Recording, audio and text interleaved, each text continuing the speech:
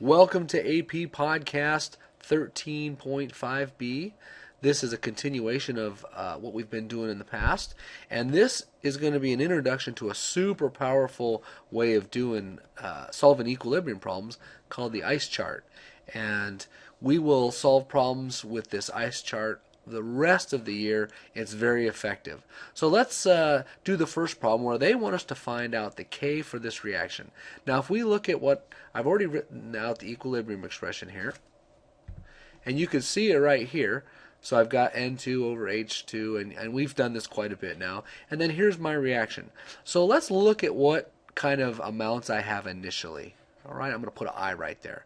So they tell us that at a certain temperature we've got 4 moles of ammonia and in a 2-liter container. Now remember, when we're solving for K, we're finding concentration. So we're always trying to find moles. In this situation, we're going to use the concentration. So even though I have 4 moles, since it's divided by 2 liters, I have a 2 molar solution here.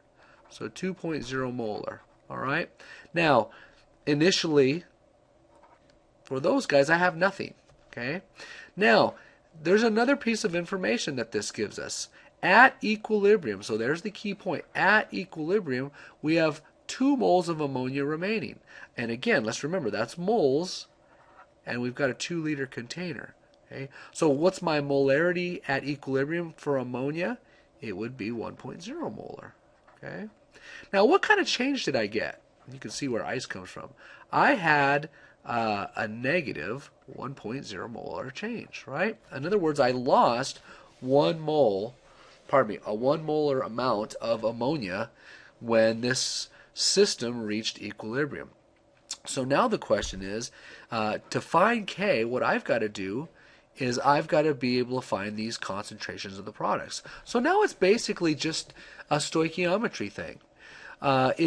If I lost 1 molar and the mole ratio for ammonia to nitrogen is 2 to 1, then this, hopefully you'll see, would be 0.5 molar, right? And you can think of it, it gained it. Now, how am I getting that? Well, again, it's just a good old stoichiometry thing, right?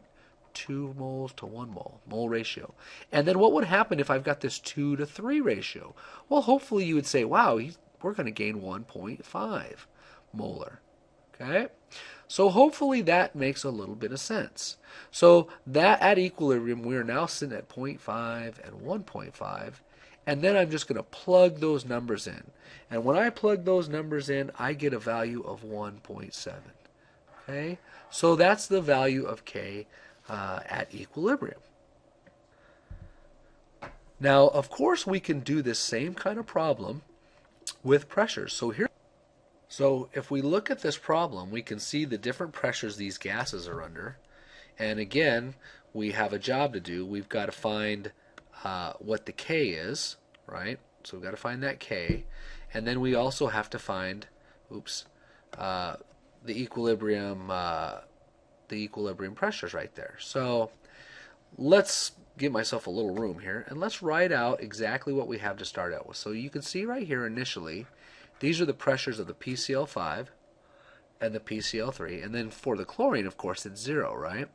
Now the reaction goes, and at equilibrium, they give us this pressure for chlorine. So now we have to just kind of think what could have happened. Okay? So chlorine gained this. And if chlorine gained that, look at the mole ratios between the reactants and products. It's all 1 to 1, which it happens to be very handy, right? So what happened is that meant that PCl3 lost that much, 2.0 times 10 to the minus third. PCl3 gained that, right? Times 10 to the minus third. And then that gives us our equilibrium values. PCl3 would be 0.300 and PCl5 would be 6.7 times 10 to the minus third. So there we have it. Now, of course, we just plug it into K, which equals our PCl3 over our Cl2 over our PCl5. I'm sorry, I'm using the concentration signs. You guys are probably screaming at me. I should be using parentheses, right? Because we're dealing with pressures. And so when I work that out, I get a value of 8.96 times 10 to the negative second for K. All right? So there we go. We're starting to solve for K using this little ice chart, and it's very, very effective. So now let's look at another situation that comes up. And that situation is when they've not given us any values at equilibrium. There's no concentrations. So if we look at this, they did give us K, right? So we know that K equals 5.10. So that's kind of handy. All right. So again, if I start using this ice chart, I can just get a visual of what's going on. So initially, let's see what we have. Well, we've got the equilibrium concentrations of all species if 1 mole of each component is mixed in a 1 liter flask. Now, it's a 1 liter flask, which makes this handy, right? Because then I know my molarity is based on the fact that whatever the moles is, that's my molarity. So I've got a 1 molar here, a 1 molar there, a 1 molar there, and a 1 molar there. Okay? Now, if I were to calculate Q, remember Q, products over reactants, right? If I were to calculate Q right here, what would I get? I would have 1 on the top times itself, right, divided by 1 on the bottom. And hopefully you would go, oh, yeah, that equals 1. So obviously this reaction is going to go forward. Because look at what K is. K is 5.10. So we know this reaction is going to go forward. And so we've got to figure out exactly what are the new concentrations. Okay?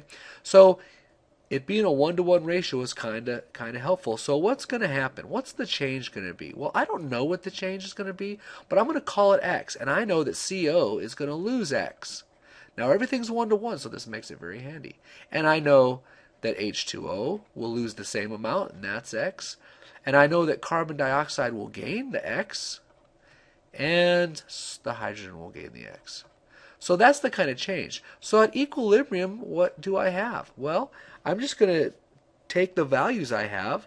I know that the concentration of CO is going to be 1.0 minus whatever I lost. Same thing with the water, whatever I lost.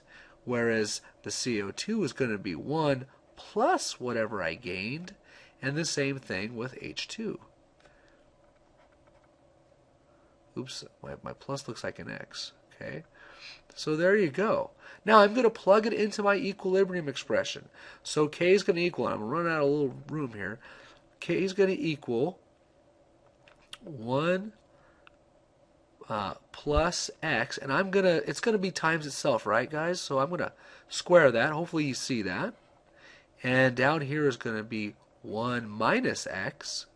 And again, it's squared, right? Because they're multiplied by each other. Now, just algebraically, you probably are going to have no problem doing this. What would I do next? Well, what are we going to do to get rid of a square? We're going to square root everything, right? So that, remember, this value is 5.10. So the square root of 5.10, of course, I'm taking the square root of all this. And what does that give me? Well, 5.10 squared is 2.26, and that equals 1 plus X on top divided by 1 minus X on the bottom. So through the magic of algebra, so multiplying and collecting terms, I get a value for X to equal 0.387. All right, so now let me erase a little bit. And so now that I know X, I can just subtract it from the 1 up here. So these two values for CO and water are going to be 0.613. And then gaining that 3.387, I get 1.387. So now I've found the concentrations of all species. So hopefully you're seeing how this ice chart can really, really make these problems quite doable. So let you try one all on your own. There you go. And pause the video, give it a shot. I'll write out the answer, and we'll see how you did. All right, is that what you got? Hopefully it is, and if not, like always, we will go over it in class. I will say this, if you didn't get it right and you want to retry it, don't forget that one little thing that tends to slip us up. Look at the volume of the flask right there. All right, it's not a nice little 1 liter flask. So until next time, we'll see you later.